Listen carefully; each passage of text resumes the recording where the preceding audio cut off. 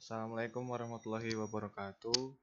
Perkenalkan, nama saya Andika Ramadan Fahrezi, NIM 152190058 dari jurusan Administrasi Bisnis angkatan 2019. Pada kesempatan kali ini, saya akan menerangkan materi tentang kepribadian destinasi, gambar destinasi atau citra destinasi, dan maksud untuk merekomendasikan peran gender, usia, latar belakang budaya, dan pengalaman sebelumnya. Yang pertama adalah alasan penulis memilih topik ini karena peningkatan yang stabil dalam pariwisata global, pemasar saat ini harus menemukan yang mutakhir cara untuk menyoroti tujuan mereka. Pejabat pemerintah dan organisasi pemasaran destinasi harus memanfaatkan inisiatif merek yang kuat untuk menarik lebih banyak pengunjung dan investor. Kepribadian merek mengacu pada satu set karakteristik manusia yang dikaitkan dengan nama merek tersebut. Ini dibuat kepribadian adalah sesuatu yang sangat berhubungan dan dirasakan konsumen. Yang pertama lebih kasar dan macho, yang terakhir lebih tulus dan maksudnya adalah lebih lembut. Deskriptor fungsional yang dapat dipertukarkan dengan mudah tidak akan membedakan tujuan dari orang lain. Oleh karena itu, metode lain harus digunakan. Ekinci dan Husani menyarankan agar membuat tujuan kepribadian termasuk menetapkan merek tujuan yang unik. Memahami persepsi pengunjung lokasi ini dan membuat identitas yang khas. Nah, tujuan dari kepribadian yang sudah disebutkan tadi adalah untuk branding kantor pariwisata atas destinasi yang memanfaatkan karakteristik manusia. Sedangkan gambar tujuan adalah pandangan orang tentang tujuan tersebut. Pembentukan citra destinasi biasanya dipengaruhi oleh banyak faktor yang seringkali tidak dianalisis bersama dalam satu studi atau penelitian. Kepribadian merek hanyalah salah satu dari faktor-faktor ini. Namun, para kritikus menyatakan definisi tersebut kepribadian merek luas dan mencakup karakteristik yang tidak terkait langsung dengan kepribadian. Ini adalah pengawasan yang besar, karena wilayah atau distrik terpisah dalam satu negara atau negara bagian dapat memiliki perbedaan kepribadian karena negara bagian merupakan negara yang terpisah-pisah. Jadi tiap bagian dari negara tersebut pasti memiliki kepribadian masing-masing. Seperti contoh di Amerika Serikat dan negara lain. Wilayah yang berbeda memiliki cara bicara yang berbeda dan pilihan kata, makanan, subbudaya, sejarah, dan medan fisik. Studi khusus ini berusaha untuk memeriksa distrik bermerek kuat untuk melihat apakah hasilnya berbeda dari penelitian yang menganalisis keseluruhan negara bagian atau negara. Nah, oleh karena itu, distrik bermerek kuat di Korea Selatan, tepatnya di Gangnam, dipilih karena itu untuk profil tinggi dan merek yang kuat. Faktor lain yang terbukti mempengaruhi citra destinasi adalah latar belakang budaya para wisatawan dan pengalaman wisata sebelumnya yang dapat mempengaruhi perilaku dan membentuk niat. Jadi mungkin dengan cara misal wisatawan ini mau berkunjung ke tempat ini, nah kebetulan entah saudaranya atau tetangganya itu sudah pernah datang ke tempat tersebut. Jadi si calon wisatawan ini menanyakan bagaimana kondisi dari tempat yang akan dia kunjungi ini, kemudian pengalaman-pengalaman yang dialami oleh tetangganya atau saudaranya tersebut, itu nanti bisa menjadi alasan apakah calon wisatawan ini jadi berkunjung ke tempat tersebut atau tidak. Nah, studi lain juga mengidentifikasi perbedaan yang signifikan dalam citra destinasi antara wisatawan berdasarkan kebangsaan mereka.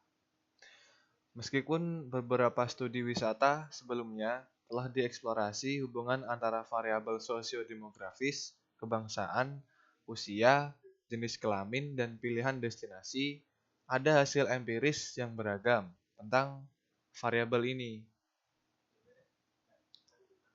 Nah, kemudian dari seluruh alasan tersebut, tujuan dari penelitian ini adalah untuk mengetahui hubungan antara kepribadian destinasi, kemudian citra destinasi, dan juga niat perilaku para wisatawan. Slide selanjutnya terpapar gambar model penelitian yang diusulkan. Nah, seperti ini gambarnya.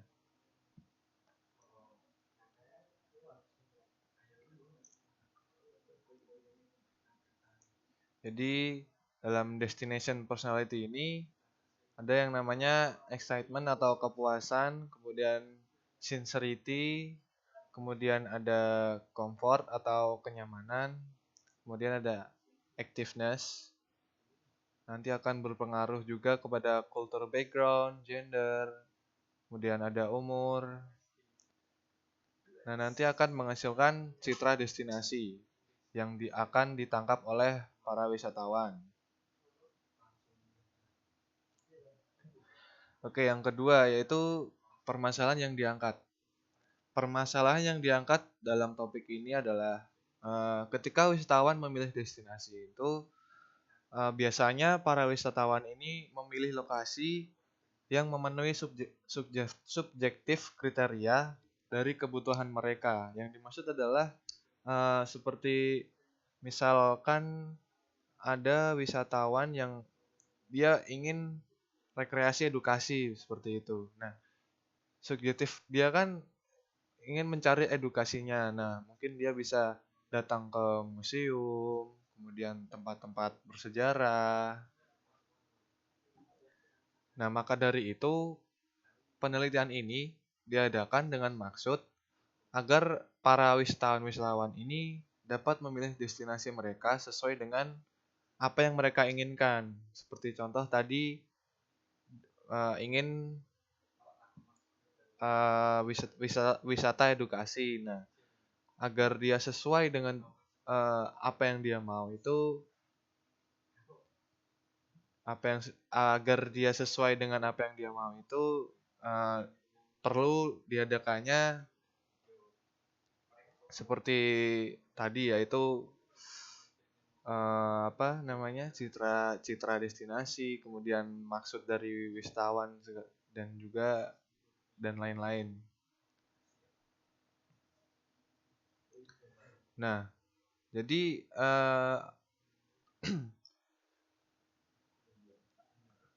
kita dalam menentukan kebutuhan mereka atau kebutuhan wisatawan itu agar sesuai dengan subjektif kriteria mereka, kita menggunakan atau berdasar dengan kepribadian destinasi, kemudian citra destinasi, dan juga maksud atau niat dari perilaku konsumen. Oke, sebelumnya akan saya jelaskan dahulu tentang kepribadian destinasi.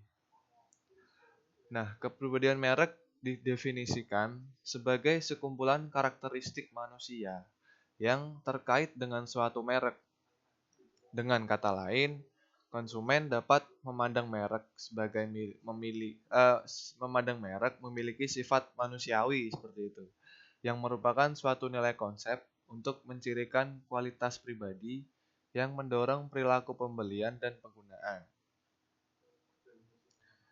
Konsumen lebih cenderung membeli produk yang dapat mereka identifikasi secara pribadi. Jadi produk atau merek yang diinginkan konsumen itu seolah-olah menggambarkan siapa diri konsumen tersebut. Jadi, oh ternyata ini adalah merek yang saya inginkan atau produk yang saya inginkan. Jadi konsumen secara otomatis, secara tidak sadar menginginkan produk atau merek tersebut. Nah, ini dapat langsung dialihkan ke tujuan, pemasaran, dan manajemen destinasi yang efektif. Kepribadian dapat membantu konsumen mengembangkan citra yang disukai dari lokasi tersebut. Konsep ini memiliki hubungan yang kuat dengan teori kemacetan brand self. Periklanan dapat berdampak pada pengembangan kepribadian merek sebagai alat pemasar. Dalam konteks perjalanan dan keramah tamahan, kepribadian destinasi sangat penting untuk membuat lebih banyak lokasi kompetitif. Untuk mengelola persepsi bahwa wisatawan memiliki dan berkontribusi pada pembangunan dengan identitas yang unik, destinasi dapat diberi merek melalui pengelolaan destinasi yang cermat kepribadian. Eker melakukan studi dasar yang menerapkan konsep kepribadian merek konteks pariwisata, yang sekarang ini menjadi kepercayaan umum yang diterima oleh destinasi wisata kepribadian dan dipasarkan sebagai merek atau produk. Khusus untuk destinasi, kepribadian merek juga bisa terkait dengan himpunan asosiasi dan kenangan unik dan menguntungkan yang telah terhubung oleh wisatawan ke tempat tertentu. Kemudian Eker dan kawan-kawan selesai studi serupa yang menemukan 4 dimensi pertama identik, tetapi menggantikan kekasaran dengan kedamaian. Penelitian lain yang menggunakan skala ini telah menemukan hasil yang serupa. Ekinci dan Hosani menemukan dimensi ketulusan, kegembiraan, dan keramah tamahan. Kim dan Lehto menemukan 7 dimensi, yaitu kegembiraan, kompetensi, ketulusan, kecanggihan, ketangguhan, keunikan, dan orientasi keluarga. Hultman dan kawan-kawan menemukan 6 dimensi yang terdiri dari kegembiraan, kecanggihan, keaktifan, ketergantungan, filoksenia, dan kekasaran. Selanjutnya yang akan saya jelaskan yaitu gambar destinasi atau citra destinasi. Nah, jadi kepribadian destinasi ini tidak boleh disamakan dengan citra destinasi karena memang definisinya pun sudah berbeda. Kepribadian destinasi adalah branding destinasi tersebut oleh Dinas Pariwisata yang memanfaatkan karakteristik manusia. Nah, sedangkan dari gambar atau citra destinasi ini merupakan pandangan seseorang terhadap destinasi tersebut. Apostolopoulou dan Papa Dimitriou meneliti hubungan yang menghubungkan kepribadian destinasi dan citra destinasi dan menemukan bahwa kepribadian destinasi ini memang memengaruhi dari citra destinasi karena memang ketika dari pihak Dinas Pariwisata ini membrandingkan kepribadian dari wisata mereka, konsumen atau wisatawan secara tidak langsung akan mendapat gambaran sekilas tentang wisata tersebut atau lokasi tersebut. Nah, tetapi antara kepribadian destinasi dan citra destinasi ini merupakan konsep yang sangat berbeda. Yaitu tadi jika kepribadian destinasi ini sumbernya dari Dinas Pariwisata, sedangkan jika citra atau gambar destinasi ini sumbernya dari wisatawan tersebut. Citra destinasi memainkan peran penting dalam proses pengambilan keputusan wisatawan dan perilaku perjalanan selanjutnya. Gambar tujuan telah digunakan untuk membuat opini dan kesan individu yang dikenali tentang suatu tujuan, yang secara bersama-sama menandakan deskripsi holistiknya dalam benak wisatawan tersebut. Nah, dari kepribadian destinasi itu nanti akan memunculkan opini dan kesan individu yang dikenali tentang suatu tujuan. Nah, yang secara bersama-sama menandakan deskripsi holistik dalam benak wisatawan tersebut. Nah, ini yang disebut citra destinasi. Meskipun basis literatur yang luas telah mengembangkan konseptualisasi dan pengukuran citra destinasi, studi itu sendiri telah menunjukkan hasil yang beragam.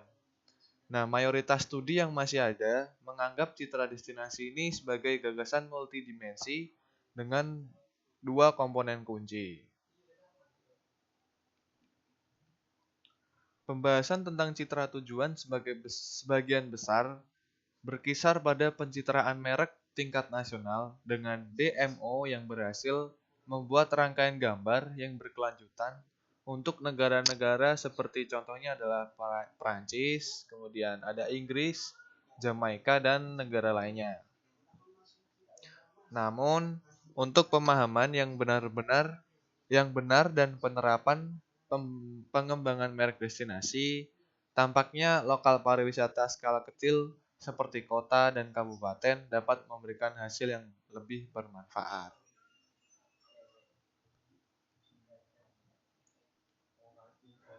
Nah, penjelasan selanjutnya yaitu mengenai hubungan antara kepribadian destinasi, kemudian citra destinasi, dan juga niat untuk merekomendasikan. Jadi citra dan kepribadian destinasi berbeda, tetapi konsepnya terkait. Seperti yang sudah saya sebutkan tadi, memang citra destinasi dan kepribadian destinasi ini konsepnya sangat jauh berbeda, namun dua konsep ini saling terkait seperti itu. McKinsey dan Hosani telah memberikan bukti empiris bahwa kepribadian destinasi memainkan peran kunci dalam mempengaruhi formasi gambar tujuan atau citra yang akan ditangkap dari wisatawan tersebut. Selain itu, Murphy, Muscardo, dan Benkendorf juga menemukan bahwa sementara kepribadian mungkin memainkan peran sentral dalam pembuatan citra destinasi, hubungan pribadi yang kuat dengan kepribadian suatu destinasi tidak secara langsung diubah menjadi kunjungan. Seperti contohnya tadi, misalkan ada wisatawan yang ingin ke wisata suatu tempat, begitu. Nah, kepribadian destinasi dari tempat tersebut itu sudah ditangkap citranya oleh wisatawan tersebut. Namun, dari munculnya citra tersebut, tidak selalu para wisatawan akan berkunjung ke destinasi tersebut. Selain itu, citra destinasi telah terbukti memainkan peran penting dalam memprediksi perilaku wisatawan. Nah, hubungan antara gambar dan maksud untuk merekomendasikan telah terbukti signifikan secara statistik dalam beberapa penelitian. Studi ini menemukan citra tujuan itu memiliki pengaruh positif pada niat untuk merekomendasikan. Seperti contoh, wisatawan tersebut sudah mendapatkan gambaran tentang satu destinasi. Kemudian ada temannya yang ingin berwisata seperti itu. Nah, dia ini bisa menceritakan atau menggambarkan tentang destinasi yang baru saja ia dapatkan gambarannya. Dia bisa menjelaskan ke temannya mengenai gambaran destinasi ini dan merekomendasikan agar temannya tersebut istilahnya untuk berwisata ke tempat yang ia rekomendasikan. Berdasarkan semua literatur yang dikutip, nah ini ada hipotesis yang diajukan. Hipotesis 1 H1A, hipotesis H1A, sifat kegembiraan destinasi memiliki pengaruh positif terhadap citra destinasi.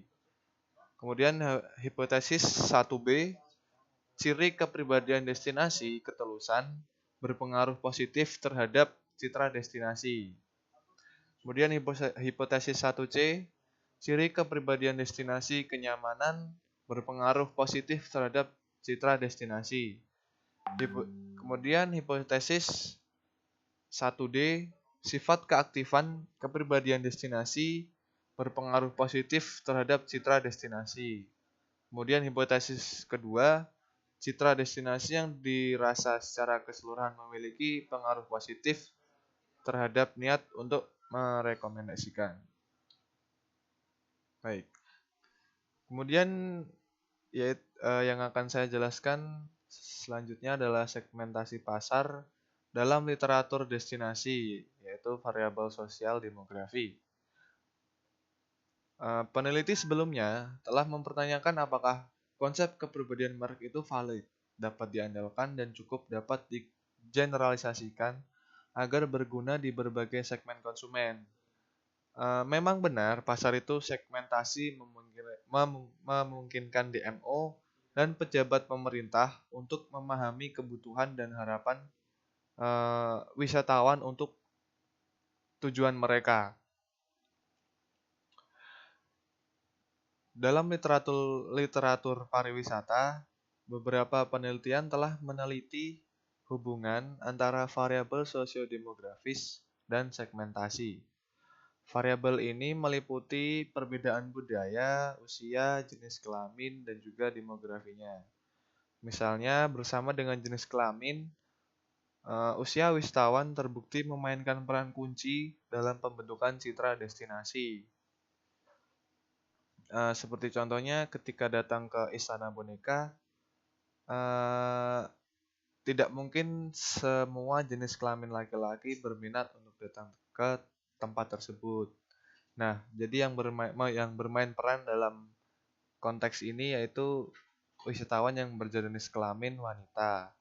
Dan rata-rata usianya pun juga antara masih kecil, umur SD sampai SMA atau kuliah pun juga bisa. Kalau sudah lebih dari itu mungkin sudah tidak memiliki minat untuk datang ke wisata Istana Boneka.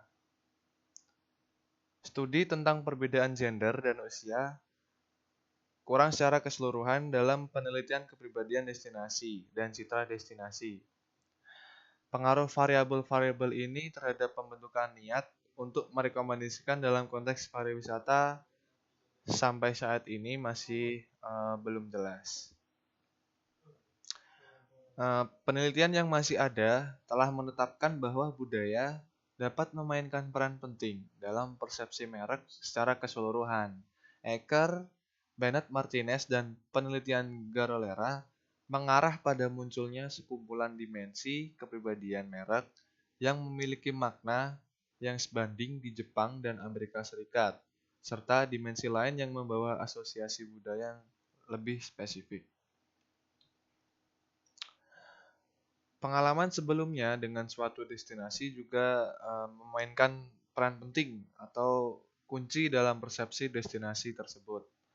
Beberapa penelitian menemukan bahwa pengalaman sebelumnya telah mempengaruhi perilaku wisatawan.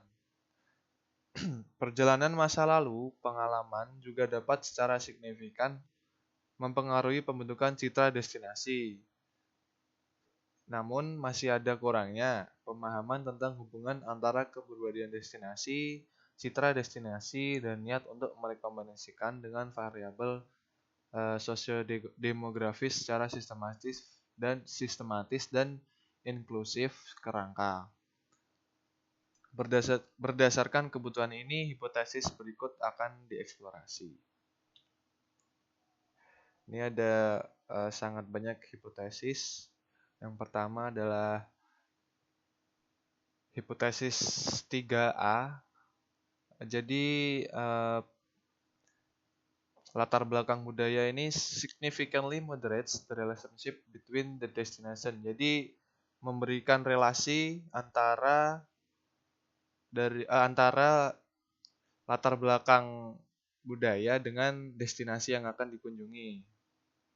Kemudian hipotesis 3B. Cultural background significantly moderates the relationship between personality trait of sincerity and destination image.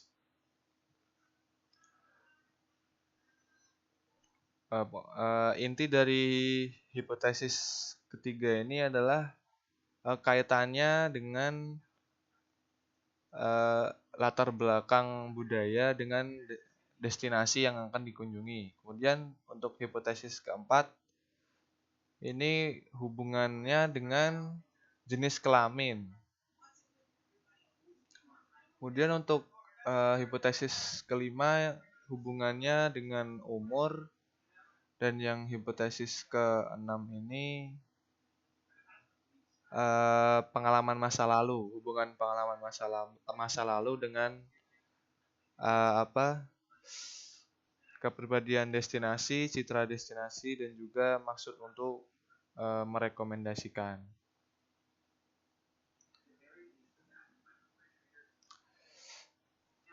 Poin ketiga yaitu teori yang digunakan dalam penelitian ini seperti yang sudah disebutkan dalam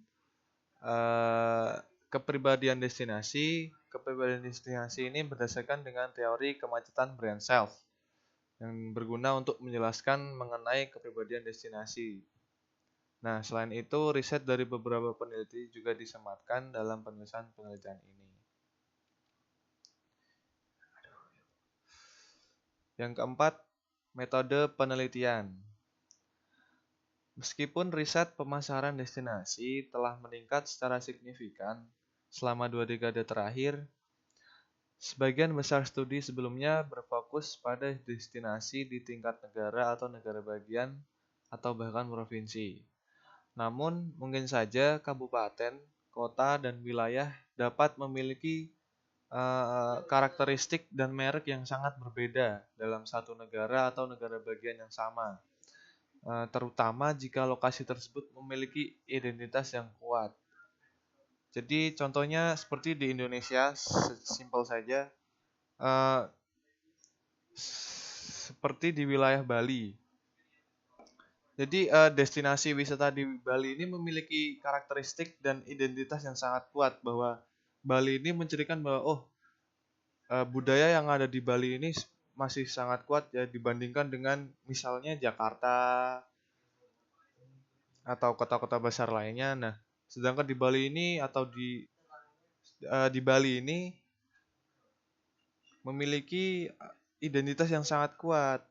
Seperti tadi contohnya yaitu budaya yang ada di Bali ini masih sangat kental. Contoh lain seperti di Yogyakarta juga mirip-mirip dengan yang ada di Bali karena kebudayaannya juga masih ada, masih kuat. Kemudian perbedaan citra destinasi di tingkat yang lebih halus tidak hanya terjadi di Amerika Serikat saja. Seperti yang dinyatakan sebelumnya, studi ini berfokus pada distrik yang sangat berbeda secara internasional yang dikenal dengan fashion kelas atas. Distrik Gangnam, yaitu distrik Gangnam di Korea Selatan. Distrik Gangnam telah menjadi tujuan wisata utama yang terkait dengan budaya kelas atas dan beragam. Gangnam adalah tujuan merek yang kuat, meskipun satu studi di tingkat kabupaten mungkin tidak dapat digeneralisasikan sepenuhnya. Penting untuk terus mempelajari berbagai kabupaten, kota, kawasan negara bagian, dan negara agar dapat secara akurat mengidentifikasikan variabel dasar nyata yang berkontribusi pada kepribadian destinasi.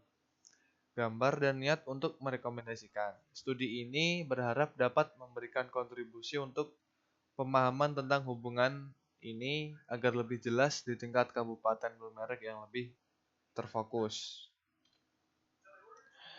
Item pengukuran yang digunakan dalam penelitian ini diadaptasi dari literatur yang ada dengan kata-kata yang dimodifikasi untuk pengaturan penelitian ini. Kepribadian destinasi diukur dengan 20 item. Dari segi citra, penelitian ini berfokus pada citra destinasi yang dipersepsikan wisatawan. Citra tujuan diukur dengan 4 item yang diambil dari 3 studi sebelumnya yang berbeda dan disesuaikan untuk penelitian ini. Misalnya seperti aktivitas yang ada di Gangnam Korea Selatan ini sangat beragam. Nah, maksud untuk merekomendasikan diukur dengan 3 item dari skala yang telah ditetapkan, yang kemudian dimodifikasi untuk penelitian ini. Misalnya Saya akan merekomendasikan orang lain agar mengunjungi atau berwisata ke daerah Gangnam di Korea Selatan. Semua item dievaluasi menggunakan skala Likert 7 poin, mulai dari sangat-sangat tidak setuju hingga sangat-sangat setuju.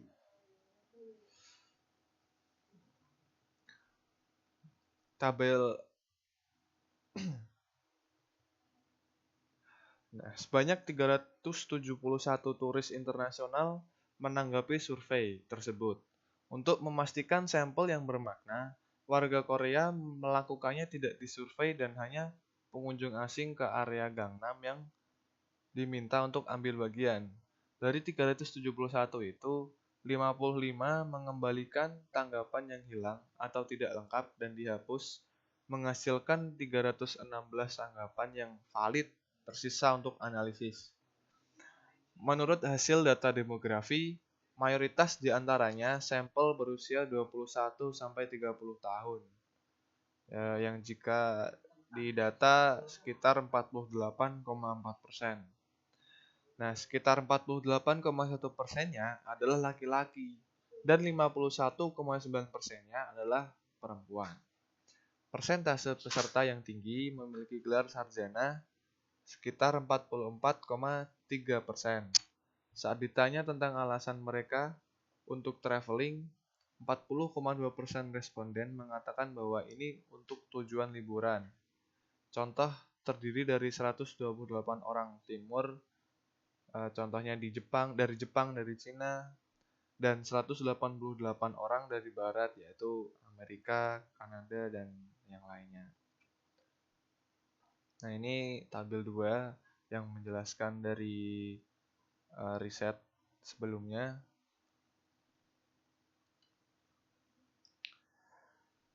Selanjutnya yaitu hasil dari penelitian ini.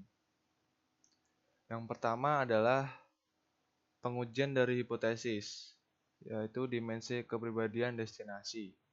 Untuk menjalankan SEM secara efektif dengan estimasi likelihood yang maksimal, data harus memiliki multivariate distribusi normal.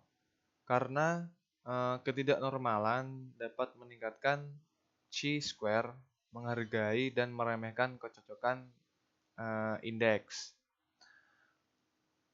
Ini adalah cara yang baik untuk mengukur taksiran parameter secara akurat dan secara asimptotik lebih akurat daripada interval standar diperoleh dengan menggunakan varian sampel dan asumsi normalitas. Korelasi antara konstruksi tidak terlalu tinggi dan tidak ada pasangan untuk interval kepercayaan 95% yang mendekati 1,00 memberikan dukungan untuk validitas diskriminatif. Selanjutnya yaitu analisis kelompok berganda, uji invariance pengukuran. Nah, jadi semua variabel yang diamati tadi yang ditentukan untuk mengukur masing-masing konstruksi dalam model pengukuran memiliki nilai yang relatif tinggi pembebanan. Jadi, P-nya ini kurang dari 0,05. Jadi yang berkisar antara 0,56 hingga 0,91.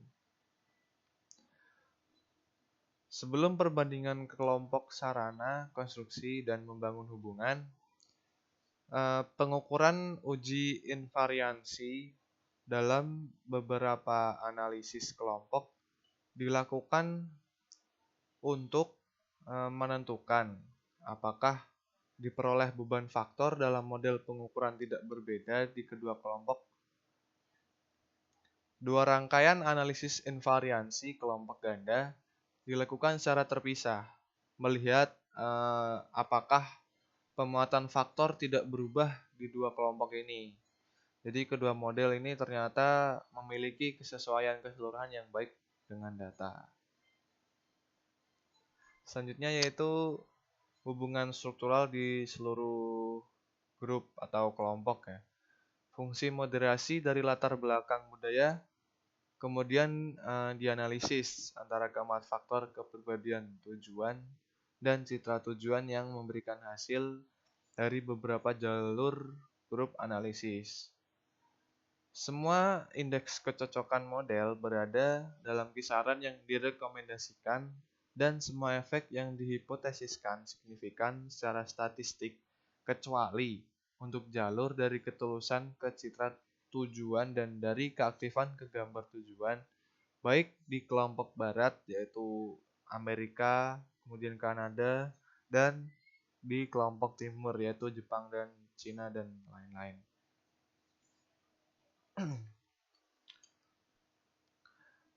Jadi temuan studi ini ternyata sejalan dengan studi sebelumnya yang menunjukkan peran penting destinasi kepribadian dalam membentuk citra destinasi. Jadi dari studi ini kita mengetahui bahwa kepribadian destinasi ini sangat mempengaruhi gambar atau citra destinasi. Dan dengan kata lain, kepribadian destinasi ini akan memberikan gambaran sekilas kepada wisatawan yang akan berkunjung ke destinasi tersebut. Kepribadian destinasi distrik Gangnam sangat menarik. Dalam studi ini, keikhlasan dan keaktifan tidak berperan dalam mempengaruhi citra destinasi. Jadi yang mempengaruhi dari citra destinasi ini seperti contohnya kenyamanan. Kemudian poin keenam adalah kunci dari pembahasan penelitian ini. Yang pertama adalah tujuan, kemudian kepribadian, kemudian gambar, kemudian niat untuk merekomendasikan, kemudian latar belakang budaya, kemudian distrik area, dan yang terakhir adalah pembahasan di salah satu kabupaten atau kota di Korea Selatan yaitu Gangnam. Oke, poin ketujuh yaitu kesimpulan dari penelitian yang sudah dipaparkan. Yang pertama, kesimpulan dari pandangan implikasi teoritis. Nah, dari pandangan teoritis ini, 4 dimensi kepribadian destinasi muncul dari sini yang menunjukkan replikasi parsial kerangka dari Eker, Ekinci, dan Hosani berpendapat bahwa skala kepribadian merek Eker mungkin tidak mewakili semua ciri kepribadian yang terkait dengan tujuan pariwisata. Nah, jadi kepribadian dari merek atau produk atau destinasi ini tidak seluruhnya bisa mewakili ciri-ciri kepribadian dari merek tersebut. Nah, ini juga mendukung gagasan itu, kepribadian destinasi tidak dapat diperlakukan secara seragam untuk setiap destinasinya. Nah, dan destinasi itu mungkin melampaui 5 dimensi yang umumnya diakui yang awalnya diidentifikasi oleh Eker. Menurut teori kesesuaian diri, derajat kesesuaian antara tujuan dan pengunjung konsistensi diri dapat mempengaruhi niat perilaku. Konsisten dengan konsep ini, penelitian ini menemukan bahwa kepribadian destinasi mempengaruhi niat wisatawan untuk merekomendasikan. Selain itu, ada penelitian yang telah menganalisis pengaruh citra destinasi terhadap destinasi kepribadian. Penelitian ini meneliti kebalikannya dan menemukan hubungan antara tujuan kepribadian dan citra tujuan. Mengidentifikasi dan memahami atribut utama kabupaten dalam istilah kepribadian destinasi sangat penting untuk pengembangan industri pariwisata. Jadi maksudnya adalah membangun kepribadian destinasi di wilayah kabupaten ini sangat penting untuk memberikan citra atau gambar destinasi kepada para calon wisatawan.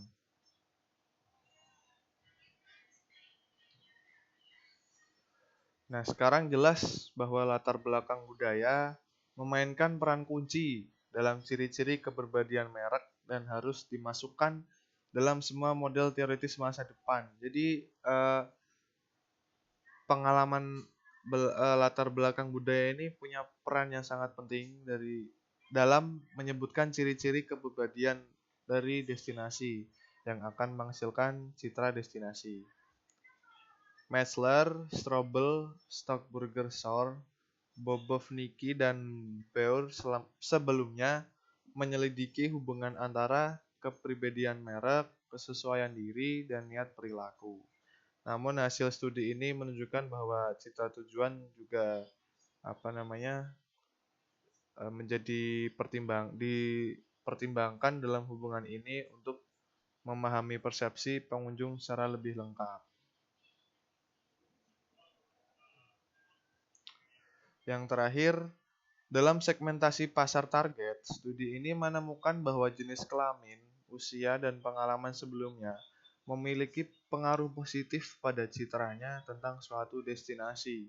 Dengan kata lain, masuknya jenis kelamin, usia, dan pengalaman sebelumnya ini sebagai bagian dari kerangka teoritis yang mengembangkan pemahaman yang lebih jelas tentang proses menghasilkan loyalitas konsumen. Nah, hasil ini akan membantu peneliti berkembang kerangka teoritis yang ada terkait dengan loyalitas wisatawan rekreasi dan pembentukan keputusan. Ya, jadi contohnya misal kita sudah sebagai wisatawan sudah loyal dengan suatu destinasi seperti itu. Nah, itu akan menjadi pertimbangan dalam keputusan si wisatawan apakah akan berkunjung lagi ke destinasi tersebut atau membeli merek atau produk tersebut atau tidak, karena memang mungkin dari pihak wisatawannya tersebut mendapatkan poin positif dari merek, produk atau destinasi tersebut. Oke, kesimpulan yang kedua dari pandangan implikasi manajerial. Jadi dengan demikian, studi ini memberikan wawasan yang sangat membantu untuk pencitraan merek dan mempromosikan tujuan yang berfokus pada tinggi mode. Jadi dari penelitian ini itu bisa dimanfaatkan dari pihak dinas pariwisata atau dari penjual merek atau produk untuk mempromosikan dan memberikan pencitraan merek lebih baik kepada konsumen atau wisatawannya. Nah, komponen keaktifan seperti acara, kemudian ada festival dan atraksi dapat menjadi pendorong pemasaran turis yang mencari kesenangan dan ingin merayakan budaya lokal yang hidup. Nah, contoh-contoh tadi itu adalah contoh untuk branding dari destinasi atau merek tersebut. Dan dari cara mereka branding tersebut seperti adanya acara, festival, dan juga ada atraksi ini bisa menjadi sebagai identitas lokal kota, yaitu mencerminkan gabungan kehidupan sehari-hari penduduk yang dapat menarik wisatawan. Misalnya seperti di Borobudur ada pelepasan lampion dan segala macam. Hal ini dapat berbeda menurut individu dalam apa yang mereka anggap nyaman. Tetapi berbelanja, kemudian ada spa, pertunjukan, atau atraksi dapat memuaskan tautan ini. Dan jadi poin plus atau positif yang didapat dari wisatawan ini mereka mendapatkan pengalaman masa lalu yang memuaskan seperti itu. Dan ini bisa memberikan citra destinasi kepada wisatawan lain bahwa ternyata destinasi ini memiliki poin positif seperti itu. Nah, penduduk setempat adalah kelompok pemangku kepentingan penting yang dapat membangun citra destinasi yang lebih kuat untuk kota mereka. Jadi ekonomi di Seoul, Korea Selatan, adalah salah satu yang tumbuh paling cepat di dunia dan telah muncul sebagai ekonomi yang signifikan pasar konsumen. Mereka harus mengembangkan strategi pemasaran yang disesuaikan untuk setiap pasar sasaran. Sedangkan distrik Gangnam adalah kawasan yang kompleks dan unik, tempat budaya tradisional dan modern hidup berdampingan. Jadi ada budaya tradisional di Gangnam ini saling berhubungan dengan gaya hidup modern. DMO dan pejabat distrik harus mempertimbangkan berbagai saluran untuk menunjukkan apa yang ditawarkan lokasi ini dalam hal menarik, unik, dan pengalaman emosional. Kemudian pemasaran semacam ini bisa sangat efektif dalam membantu pengunjung menemukan makna dan pengalaman yang mereka cari di tujuan perkotaan modern. Materi promosi semacam ini juga bisa membantu membedakan destinasi ini dari destinasi satu dengan destinasi yang lain dan memberikan keunggulan kompetitif yang berkelanjutan. Jadi antara destinasi satu dengan yang lain ini saling berkompetisi dan tiap destinasi pasti memiliki keunggulan tersendiri. Kemudian kesimpulan selanjutnya yaitu keterbatasan dan penelitian masa depan. Oke. Jadi penelitian ini memiliki beberapa keterbatasan. Meskipun penelitian ini kemungkinan besar dapat digeneralisasikan lagi atau diperluas lagi untuk distrik mode kelas atas lainnya. Nah, hasil ini mungkin tidak dapat diperluas lagi untuk semua tujuan dan budaya. Penelitian selanjutnya dengan pengambilan sampel yang lebih luas, lebih besar, dan lebih bervariasi dapat mengungkapkan perbedaan lainnya. Oke. Jadi survei ini hanya memasukkan sampel budaya yang terbatas. Sarjana masa depan bisa menyelidiki lebih lanjut faktor eksternal dan internal niat perilaku wisatawan untuk menciptakan loyalitas destinasi yang dapat mengarah pada penyempurnaan dan perluasan konseptual lebih lanjut. Peneliti masa depan ini dapat memasukkan variabel moderasi seperti karakteristik psikologis, kemudian keterikatan tempat, atau tingkat keakraban dengan tujuan. Mediator seperti kepuasan biasanya diperiksa untuk hubungan antar konstruksi ini. Jadi penelitian selanjutnya dapat membagi citra destinasi menjadi ada kognitif, kemudian afektif, dan juga konatif. Sifat data cross-seksional dalam penelitian ini membatasi kemampuan dari si peneliti untuk menarik kesimpulan yang kuat tentang urutan efek. Seperti pendekatan kualitatif dapat digunakan dalam penelitian selanjutnya untuk menghasilkan pemahaman yang lebih komprehensif tentang elemen vital yang dikenal sebagai kepribadian tujuan. Nah, jadi jika bisa kita tarik benang merahnya antara kepribadian destinasi, kemudian citra destinasi, kemudian dari maksud merekomendasikan tempat destinasi ini saling berhubungan dan tiap dari poin-poin tersebut memiliki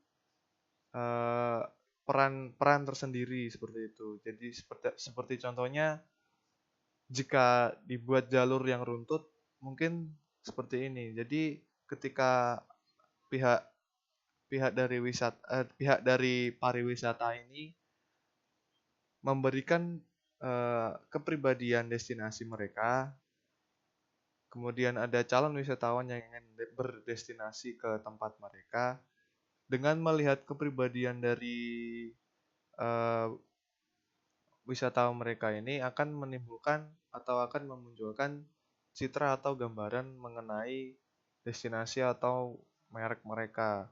Nah, eh, kepribadian destinasi ini bisa muncul dari misalnya seperti tadi pengalaman masa lalu yang kemudian menjadi storytelling dari misal salah satu teman dari calon wisatawan ini sudah pergi ke destinasi tersebut, kemudian dia menceritakan pengalaman dia ketika berada di tempat tersebut. Nah, itu menjadikan atau memunculkan citra atau gambar destinasi yang akan ditangkap oleh wisatawan.